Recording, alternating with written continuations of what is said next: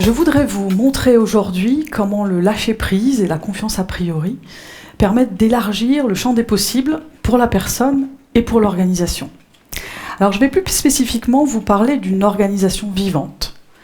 Une organisation qui est un véritable défi et qui a une ampleur planétaire, c'est Wikipédia.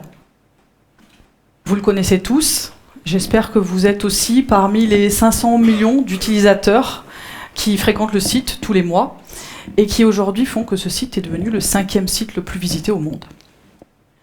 Wikipédia, c'est une encyclopédie qui contient plus de 20 millions d'articles, en plus de 270 langues différentes. Et chacun de ces articles, ce contenu, est librement accessible, consultable, modifiable et réutilisable par chacun d'entre vous. Mais ce qui est encore plus gigantesque, c'est la communauté des éditeurs, qui sont des bénévoles, qui viennent du monde entier, et qui tous les jours viennent modifier le site, et qui l'ont modifié plus de 5 milliards de fois en 11 ans. C'est énorme, énorme. Et pourtant, Wikipédia, ce qu'il est devenu, ce n'est pas du tout ce que j'ai découvert. C'était il y a 10 ans. Il y a 10 ans, j'étais une salariée dans une petite entreprise. Je fabriquais des outils de la décision dans le domaine de l'agriculture durable. Et je jouais aussi beaucoup à des jeux de stratégie en ligne. Et puis je fréquentais, c'est encore le cas, je passais un peu de temps sur Internet via modem. Et c'est à cette occasion que j'ai fait la connaissance d'un gamer canadien qui m'a fait découvrir Wikipédia en 2001. À cette époque, Wikipédia n'était pas du tout ce qu'il est devenu aujourd'hui. C'était un tout petit site méconnu, en anglais uniquement, et qui existait sous une plateforme logicielle relativement minable. Genre. Pour ma part, j'ai découvert une sorte de diamant brut, un diamant encore dans sa gangue, que des centaines d'artistes quotidiennement taillaient et amélioraient, lentement mais sûrement. Et c'est une découverte ça a été absolument magique. Et j'ai décidé de contribuer. Je suis donc devenue une contributrice anonyme. Je ne me suis pas présentée, je n'ai pas fait preuve de mes compétences ni de ma fiabilité.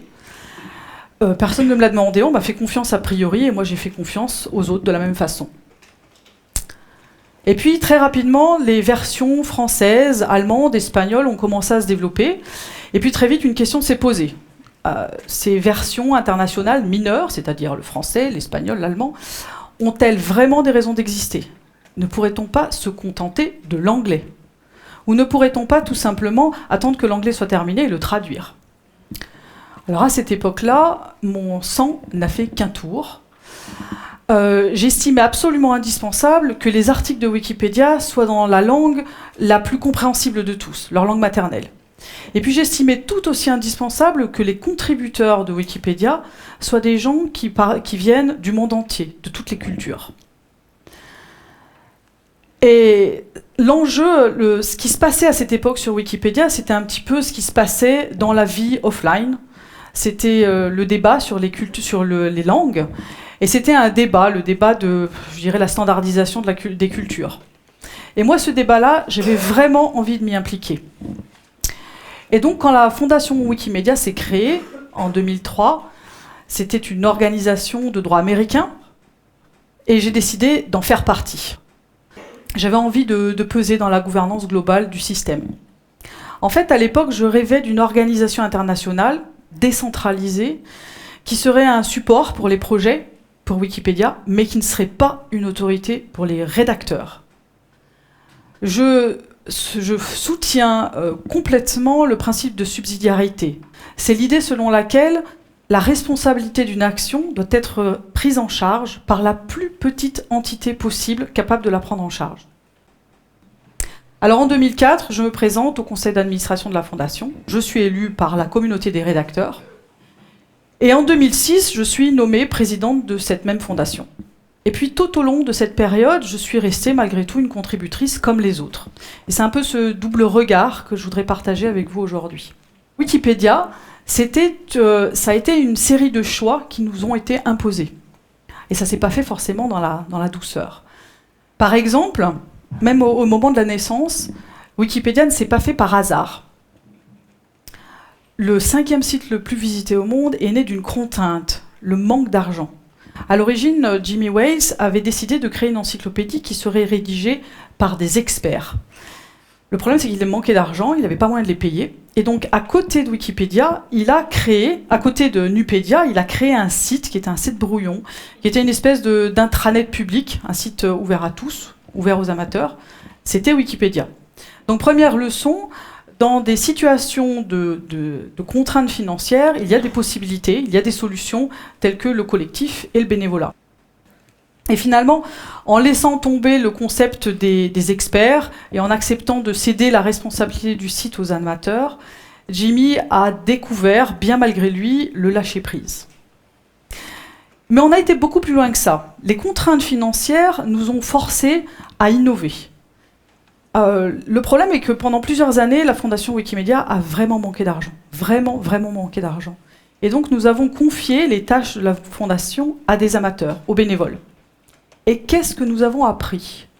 Nous avons appris que quand on n'essaye pas, bien loin d'être dans une situation d'anarchie, quand on n'essaye pas de gouverner les gens, mais qu'ils ont conscience des besoins et qu'ils ont un sentiment d'appartenance, finalement, ils s'auto-organisent d'eux-mêmes de la meilleure façon qui soit.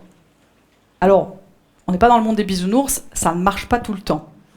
Par exemple, on répond souvent en retard aux journalistes, on n'est pas présent dans les conférences auxquelles on est invité, on ne répond pas aux demandes de partenariat.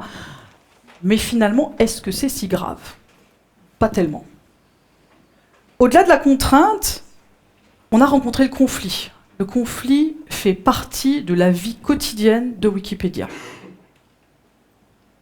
À la fois au niveau de la rédaction des articles et au niveau de l'organisation proprement dite. Pourquoi? Parce que nous sommes des gens très motivés, très impliqués, parce que nous ne sommes pas toujours d'accord et parce que nous n'avons pas de chef. Il a bien fallu apprendre à nous gérer. Je vais vous donner deux exemples. Le premier exemple, c'est l'exemple de la ville de Gdansk. C'est une ville qui est localisée près de la mer Baltique. Cette ville fut l'objet d'une guerre d'édition pendant 3 ans. Le problème de la ville de Gdansk est que pendant plusieurs centaines d'années, elle a été successivement une ville libre et puis une ville occupée par divers occupants. Et quand un article a été rédigé au sujet de cette ville à partir de 2001, il y a eu immédiatement un conflit qui a émergé, qui portait à la fois sur le nom de la ville au cours des âges, Gdansk, Danzig, et qui portait sur l'ethnicité des personnes qui y vivaient, allemands ou polonais. Il faut bien comprendre que dans un article Wikipédia, un article n'est pas rédigé uniquement par un auteur, mais le fruit des contributions successives et imbriquées de dizaines, de centaines, voire de milliers d'auteurs.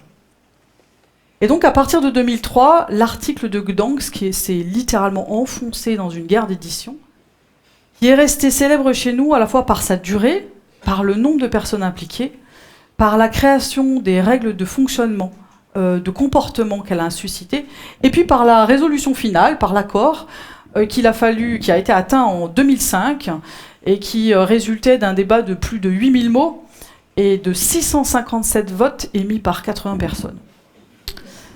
L'article de Gdansk a subi plus de 4000 modifications. Deuxième exemple, la Fondation Wikimedia n'est pas restée seule. En même temps, nous avons créé des associations locales, une quarantaine. Ces associations ont pour objectif de promouvoir et de soutenir les projets à l'échelle locale. Il existe des relations chaotiques entre la Fondation Wikimedia et les associations. Chaotiques pour ne pas dire conflictuelles, parfois. Du genre, vous, les Américains, contre nous, ou contre vous. Et depuis quelques mois, on a eu un certain nombre de questions, d'incertitudes, de défiance qui a émergé en raison d'un problème financier. La collecte des dons et la dissémination. Qui collectera les dons donnés au nom de Wikipédia? Qui décidera de leur allocation? En vertu de quel principe? Et existe-t-il des organisations extérieures globales dont lesquelles on puisse s'inspirer? Et puis il y a quelques semaines, nous nous sommes rencontrés, ici même, à Paris, pour discuter de ce sujet très très chaud. Nous sommes tous arrivés à cette réunion le couteau entre les dents. Et puis finalement, nous sommes repartis après 4 jours de dialogue, avec l'échange de beaucoup de petits cadeaux, avec beaucoup de contacts physiques, des hugs, on via l'américaine, et le partage de beaucoup de bonnes bouteilles de vin. Finalement, nous sommes tous repartis avec un cœur gonflé de Wikilove, et un petit terme personnel qui implique l'esprit de collégialité, le respect de l'autre, l'écoute mutuelle. Ce n'était plus du tout du vous contre nous, c'était du nous ensemble. Et une conviction, nous marcherons les yeux fixés sur le même horizon, en marchant à petits pas et en nous donnant le droit à l'erreur.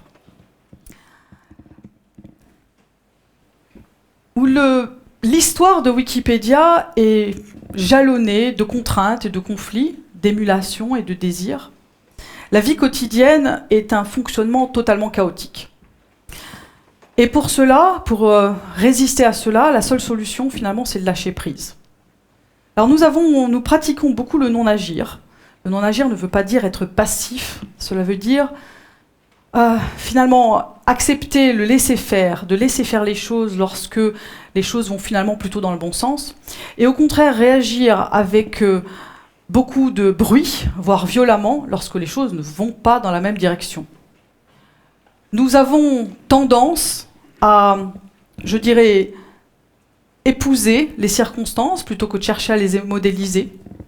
Et puis surtout, nous avançons à petits pas. La fiabilité se construit contribution après contribution, mais aussi conflit après conflit, un peu comme dans la vraie vie.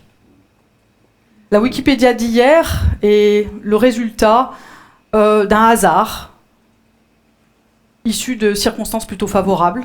La Wikipédia d'aujourd'hui, c'est finalement un cheminement chaotique qui est basé sur le lâcher-prise, sur la confiance, a priori, et sur le contrôle a posteriori par les pairs. La Wikipédia de demain, c'est vous, c'est nous, c'est un mystère.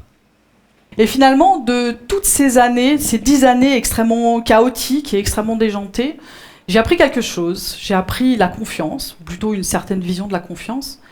J'ai appris que la confiance, c'était accepter les défaillances, les risques, les hésitations, le conflit. C'est faire des erreurs et c'est les corriger, mais tous ensemble. Je vous remercie de votre écoute.